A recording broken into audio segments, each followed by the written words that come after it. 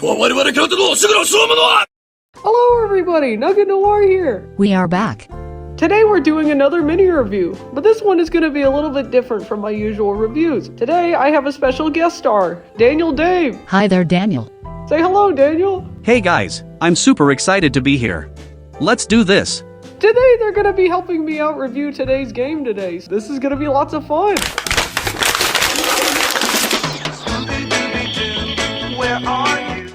Scooby-Doo, one of my most favorite franchises of all time. Scooby-Doo is so popular that it has movies, TV shows, books, toys, pretty much everything under the sun. But they also have video games as well, and that's the topic we're going to talk about today. Scooby-Doo video games can be either hit or miss. Some of them can be really good, but most of the time they're kind of mediocre. I'll get to reviewing some other of the games eventually, but today we're going to be focusing on one of my personal favorites. I wish I could eat a sandwich like Shaggy can. This game is also one of my favorites as well. The game is none other than Scooby-Doo, Mystery Mayhem. And just a fair warning, fellow viewers, this review is going to contain lots of spoilers, so if you haven't played the game yet, go play it now. Trust me, it is a great game. The main plot of this video game is that Scooby and the gang find out there are real ghost attacks happening all over town, and it turns out all the ghosts are being summoned and controlled by this book known as the Tome of Doom. Now Scooby and Shaggy, after discovering it by complete accident, they gotta go and capture all the ghosts and find out who's behind all the attacks. Basically, this game has very similar aspects to Luigi's Mansion and the Haunted Mansion video game, where you use like an object to capture the ghosts, like either a vacuum cleaner or a lantern, or in this case a book. And look on the bright side, at least you don't have to do it alone, you got Scooby to help you out this time. The other games you're completely alone and by yourself. But more on those games in the future, I'll get to those eventually. There are some fake ghosts in the game, but each one is working for the main culprit, so you gotta catch these guys first before taking on the two main villains themselves. We are then introduced to the two main villains of the game, Travis Sherman and his assistant Selena Drake. They are the owners of an evil tech company, and they want the book in order to use its powers. In the game, they send their three henchmen out to help do the crime. The three henchmen are Walter Peabody, Robert Zabrinsky, and Mindy Styles. All three of them dress up as monsters in order to blend in. So eventually you get to the main villain's hideout and you meet Travis and Selena. Travis, his motivation is kind of lame. Basically his main plan is he wants to sell products to everyone, but in order to do so he wants to mind control everyone. And I'm like, that's just kind of lame.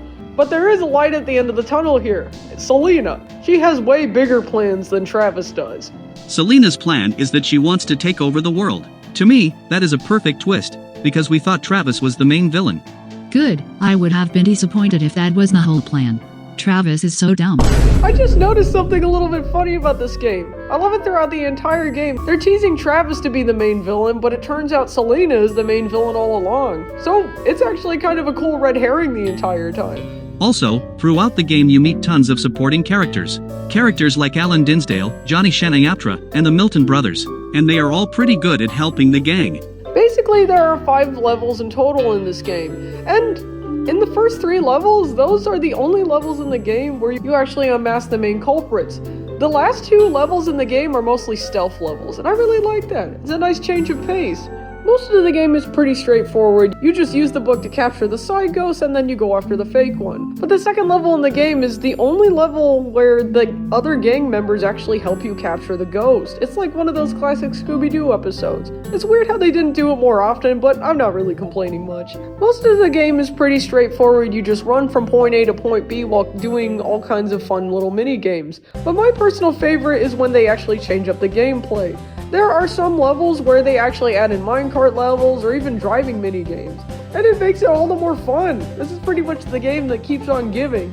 Also, throughout the game, Scooby and Shaggy try on these costumes scattered throughout the level in order to sneak past the ghosts and security guards. What I find really cool about the suspects that you're going after is their costumes that they're wearing. Not only are they wearing costumes to disguise themselves from the Scooby gang, but they're also wearing costumes in order to disguise themselves from the ghosts. I find that really cool because they're hiding from the very thing that they summoned. Also, at the end of each level, you find a new page of the book that the culprit left behind. It's really interesting that the villains are sharing pages from the book in order to carry out their plans. That's a good point there, Daniel. And you too, Roblox Avatar. Thank you, Nugget. Alright, for me, I'm gonna give this game a thumbs up. I absolutely love this game and it was a total blast to play. I highly recommend it to anybody who's a Scooby-Doo fan or a fan of video games in general.